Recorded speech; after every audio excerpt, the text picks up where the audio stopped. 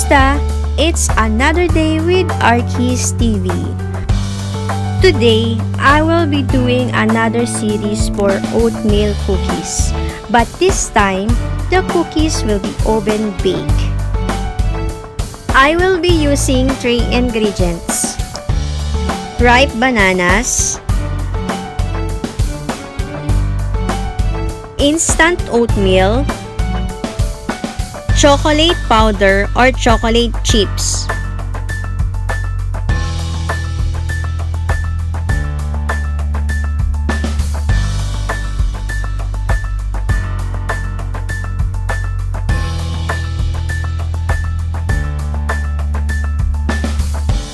Now, let's start baking.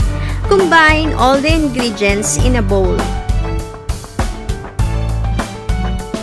Let's start peeling the bananas.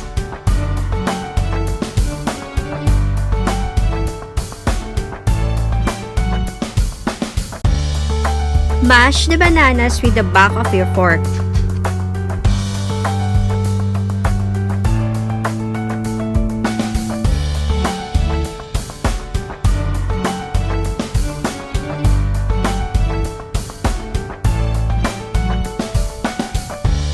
Add the oatmeal.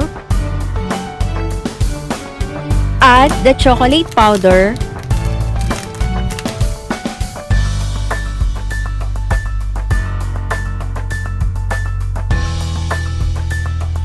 Fold the mixture until blended and become thicker.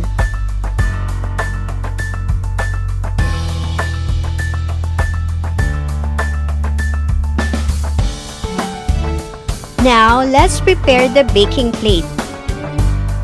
If you don't have a paper parchment, you can use margarine or butter to grease the pan. Now, let's make a dough. Scoop 1 tablespoon of mixture. Roll to form a ball. Flatten the mixture to form a cookie.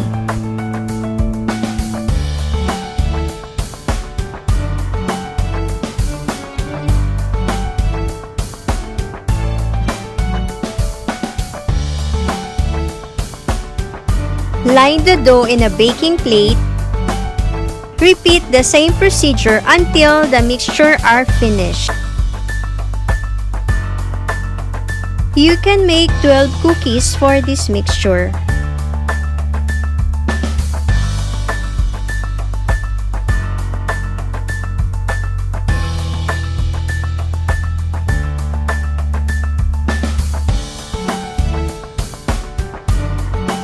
Now it's ready!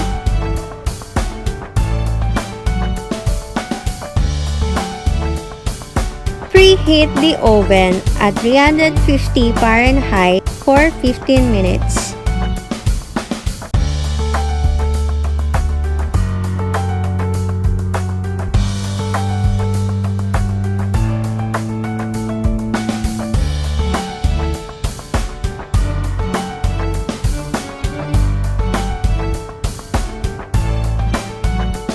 It's time!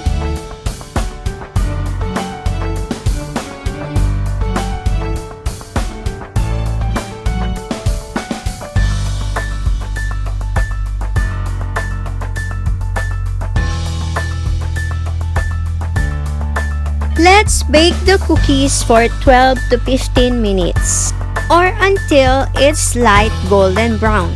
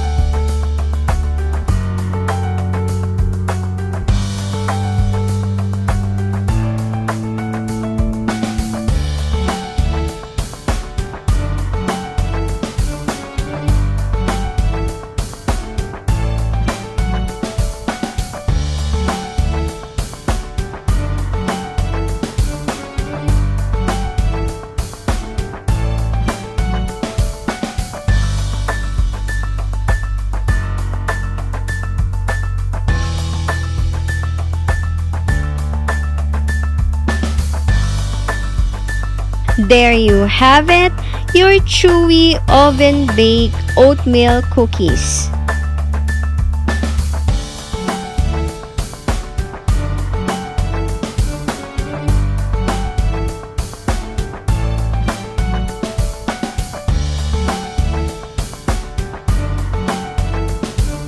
Enjoy! Until next time, keep safe. Bye!